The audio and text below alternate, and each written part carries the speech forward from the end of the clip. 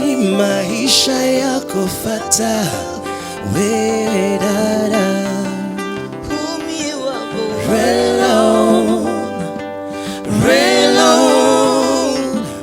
Railroad, think that's the way. Pull me up, railroad,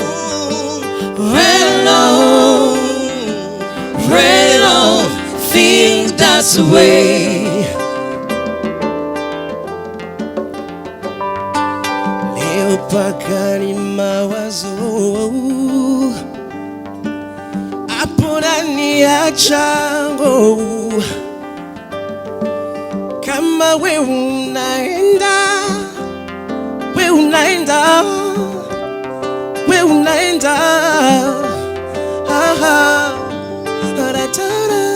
pull me up,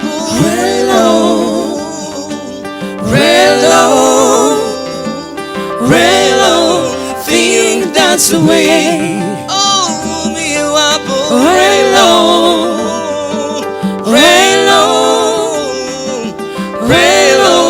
think that's the way. Oh, me up,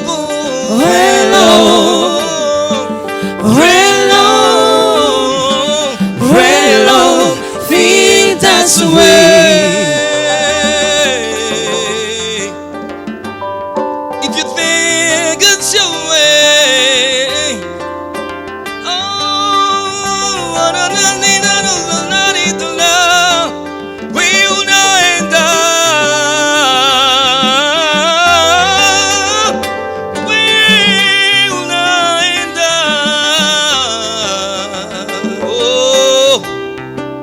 Oh, me a wobble, railroad,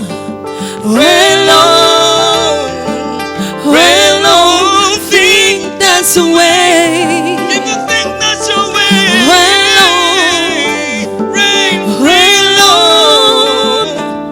railroad, think that's the way. That's the way.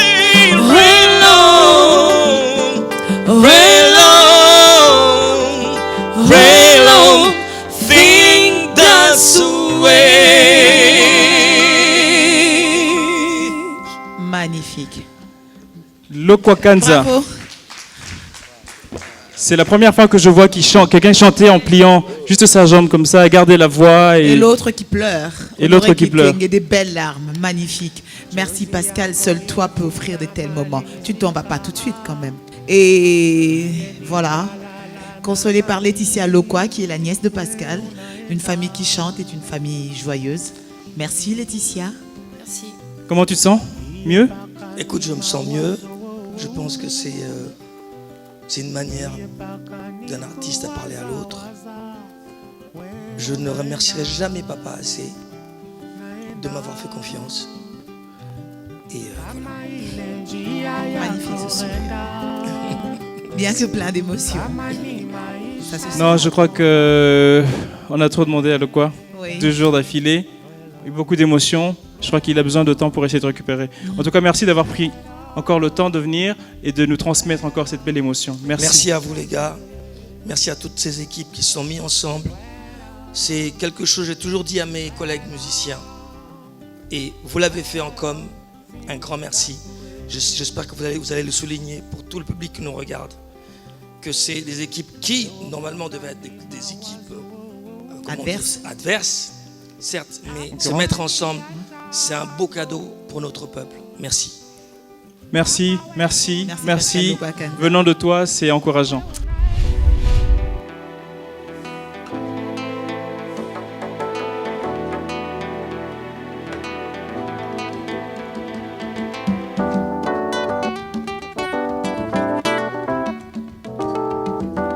Que viva la musica, que viva Papa Wemba, un artiste qui, dans sa maturité, a su tendre la main aux plus jeunes, formateur des idoles, comme beaucoup l'appelaient. Papa Wemba a eu à travailler avec cette dame que nous allons recevoir, de la chanteuse gospel à, on va dire, à une essayiste rumba. Elle a eu la chance de participer au dernier album de Papa Wemba sur un titre que vous connaissez très bien. Je m'en vais accueillir sur ce plateau la diva africaine, Barbara Kanam. Bonsoir. Bonsoir Noéla. Bienvenue. Merci. Merci de venir rendre hommage à la 100% star Bakala Diakuba, Papa Wemba. C'était important pour moi.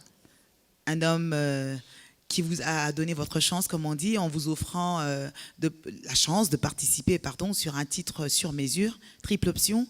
Mais avant qu'on en arrive là, comment as-tu vécu ces 3 jours de deuil? C'est toujours difficile parce que la douleur, elle est là. J'ai l'impression que ce sera une douleur difficile à cicatriser parce que Papa Wemba faisait partie de nous quelque part. Moi, j'ai eu la chance de le rencontrer, de l'approcher un peu plus depuis 2013.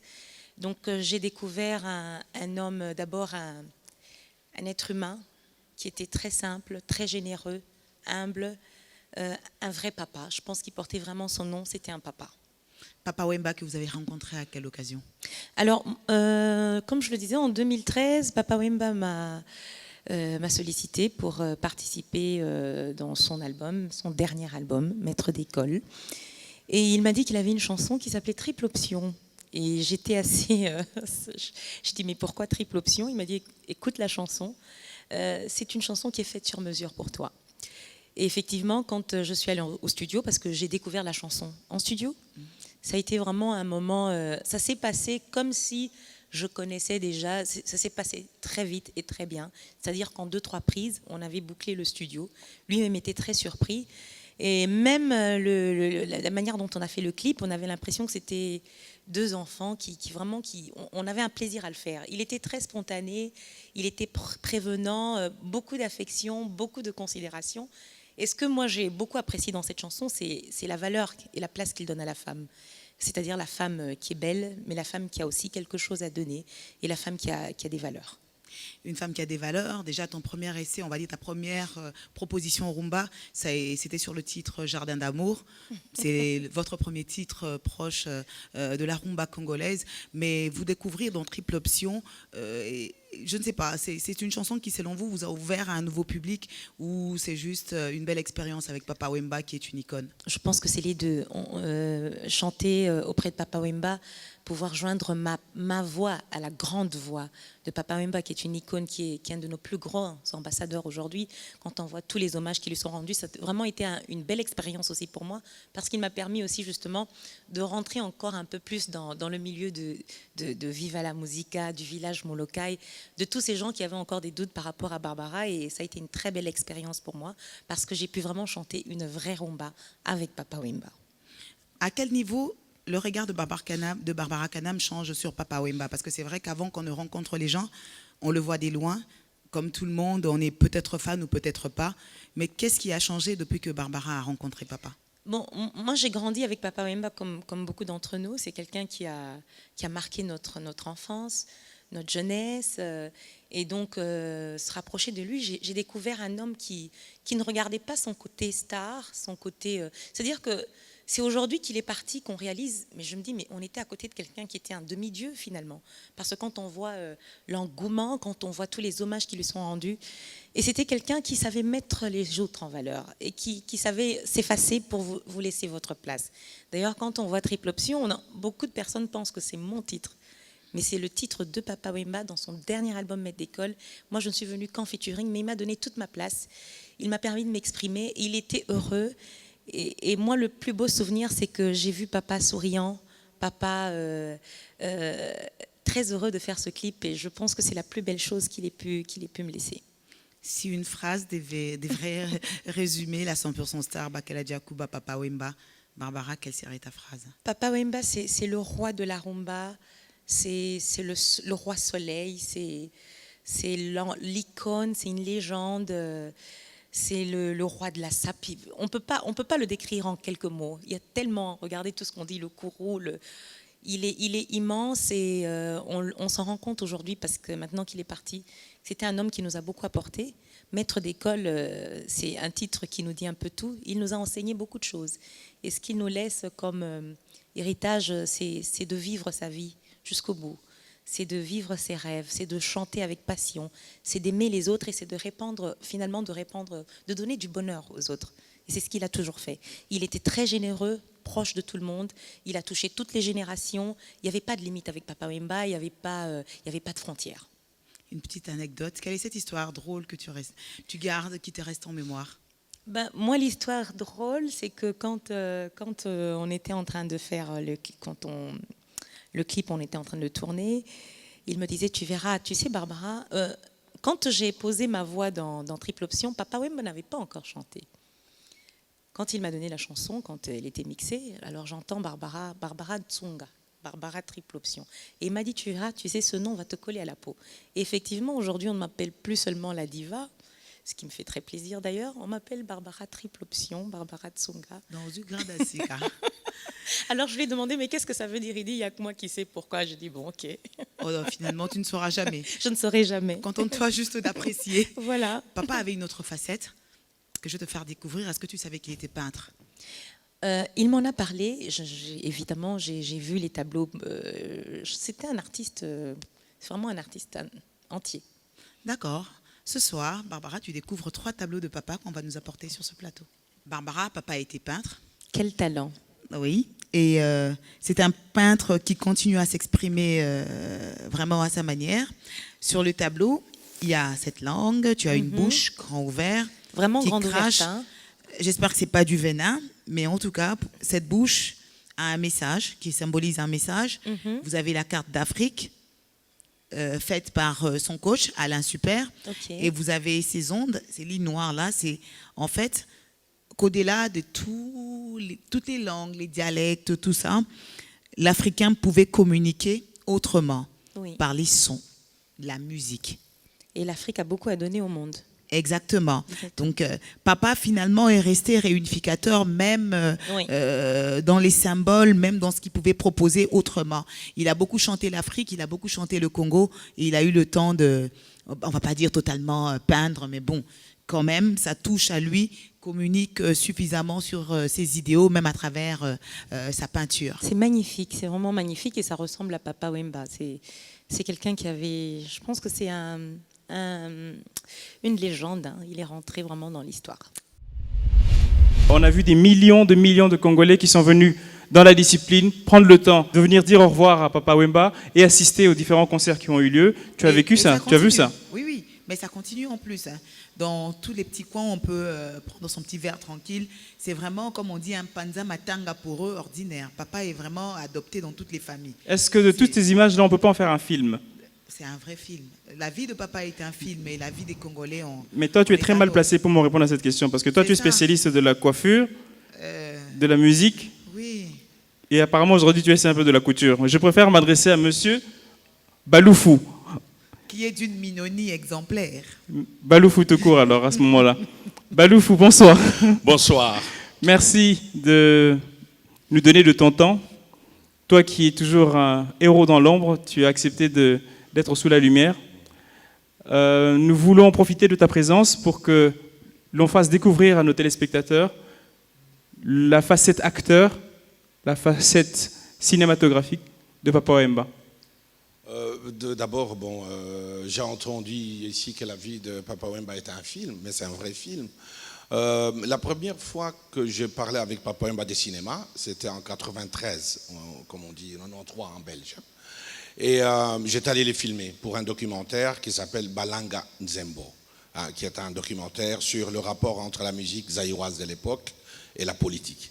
Donc j'ai pris rendez-vous avec lui à Paris, et puis on a fait l'interview, il me parlait un peu de l'expérience. Il faut savoir comprendre qu'à ce moment-là à Paris, Papa Wemba était au top. C'était l'icône de la old music. Dans les années... Nous sommes en 93. Sommes en 93. Et il m'avait donné rendez-vous pas loin de chez moi parce qu'il y a un studio à Belleville. Et on a fait cette interview. Et puis je lui ai dit, ce serait mieux qu'un jour je fasse un documentaire sur toi.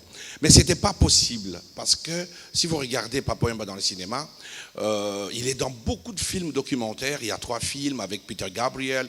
Il est dans beaucoup de documentaires. Et à ces moments-là, aussi, son image était gérée par une maison de production à laquelle il était sous contrat. Et donc, on ne pouvait pas, à ces moments-là, faire un film. Et il y a 10 ans, à peu près, on s'est retrouvés, on a reparlé. Et en 2013, 30 ans, je peux dire 30 ans après, hein, peut-être. Et j'étais au comité de direction du festival du FESPACO, qui est notre grand festival panafricain de cinéma, et on parlait jury, qui mettre dans le jury. Et je leur ai dit, on va mettre Papa Wemba. Tout le monde était conscient qu'il avait participé à des films, mais ça paraissait énorme. Donc, pourquoi? Par rapport à la dimension, ça par paraissait rapport énorme. Donc, moi, j'ai découvert, c'est un ami, c'est quelqu'un que je connais depuis longtemps. Pour moi, c'était très simple, mais toute la table est restée figée, comme en apnée. Revenons sur la partie de Papa Wemba, acteur de cinéma. Mais on va y arriver, on va y arriver. Okay. Donc, je le dis, non, Papa Wemba, il va accepter d'être dans le jury. Donc, finalement, je l'appelle. Il me dit, ah, mais c'est une très, très bonne chose. Je vais retrouver le monde du cinéma qui me manque. Une invitation dont il a fait beaucoup écho à Kinshasa. Voilà. Donc, il a été membre du jury. Le jury qui a été présidé par Ezan Palsi, la grande Ezan Palsi, qui a réalisé... Tu connais, n'est-ce pas, Ezan Palsi? Formidable. La rue Casnel. et donc, on s'est retrouvé à Ouaga avec Marie-Laure Yaoné. On a passé 10 jours à Ouaga. Et c'était merveilleux parce qu'il y avait une star dans la ville, mais cette star passait son temps à voir des films. Et les gens l'attendaient, les gens suivaient le jury et l'attendaient. Évidemment, le soir, il a dû faire quelques apparitions, mais c'était là, il retrouvait son élément de cinéaste. Il a beaucoup travaillé avec Gangura Moïse. Donc, Kinikiese, qui a un documentaire sur la ville de Kinshasa, parce que je pense que Papa Wemba représentait vraiment cette ville. Et il a été dans La vie est belle, dont nous pouvons voir un extrait, qui est aussi de Gangura Moïse Benolami, où il joue le rôle principal, le rôle de Kourou. Qui est un des films qui est une des plus belles illustrations de la vie et de la ville de Kinshasa de l'époque. De l'époque. Mais vous savez, un premier rôle, c'est une responsabilité énorme pour un acteur. Mais il a porté cette responsabilité jusqu'au bout. Hein, le fameux Kourou est devenu une icône mythique du cinéma. Hein. Est-ce que ce film a propulsé encore plus loin la carrière de Papa Wemba, ou c'était juste un coup de pub qui a peut-être servi... Non, ça l'a fait connaître. Vous savez, c'est un film qui a beaucoup circulé. Vous savez, ça tombe au moment où il va vers la world music. Quand il arrive à Londres, il y a une partie du monde artistique et culturel de Londres qui le connaît. Quand il arrive au Japon, il y a des gens qui l'ont déjà vu. Vous savez, le cinéma, c'est une façon de donner de ces nouvelles au monde. Le cinéma voyage facilement. Donc, l'image de Papa Wemba dans ce film, lié à la musique, avait déjà voyagé énormément au-delà des frontières. Vous savez, un film peut faire 100 pays en un an. Hein, donc, c'est énorme. Mais tu sais, quand tu dis ça, ma co-présentatrice, elle va se faire des idées, elle va vouloir se lancer dans le cinéma, mais il faut choisir quel genre de cinéma.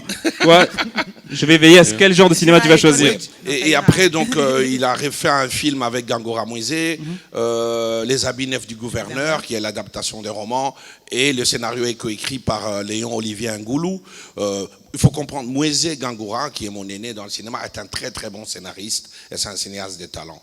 Et c'est quelqu'un qui est très fort en comédie, on dit comédie légère. Donc, maintenant, il y a juste quelque chose qui me traverse, c'est que dans La vie est belle, il y a Kourou s'est tué, mais dans l'habit neuf du gouverneur, il meurt aussi. Donc, c'est souvent aussi ça le caractère d'un grand acteur. Les grands acteurs s'abîment, on dit ça. Ils savent mourir dans les films. Ben, parce qu'aucun acteur n'aime être gentil. Les gentils, on ne s'en souvient pas dans un film, hein. Même dans Colombo. Donc, les gentils, on ne s'en souvient pas. Mais ce qui est aussi bien par rapport au cinéma, et puis il a fait un autre film avec Benoît Lamy, un film de dimension vraiment internationale. Dans lequel il est aussi mort à la fin. Il joue le troisième rôle, Richard Boringer, et joue le premier rôle. Il y a Ute Lamper, qui est une grande chanteuse allemande et actrice. Que tu connais d'ailleurs. Et lui, donc ce film s'appelle Combat de Fauve. Il joue un rôle de l'Africain dans ce film et il les traverse avec beaucoup de joie. Et dans les cinémas, il y a sa présence dans Biseged de Bertolucci. Dans la bande son, il y a Les Voyageurs, il y a Maria Valencia.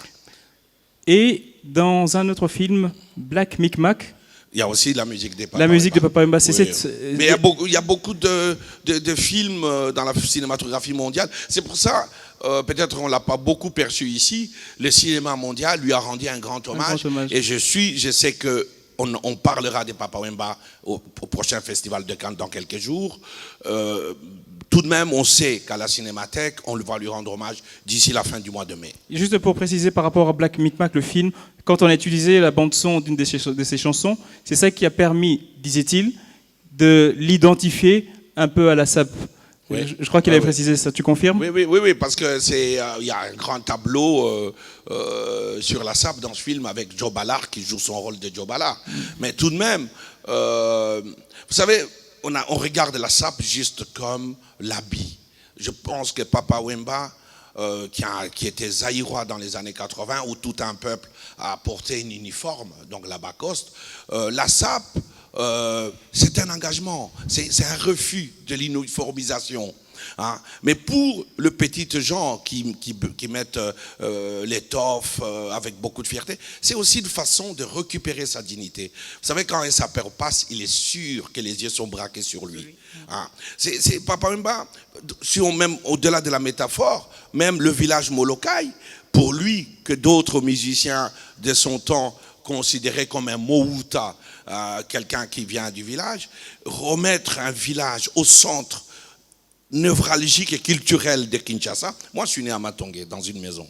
Donc, remettre un village et dire, oui, je suis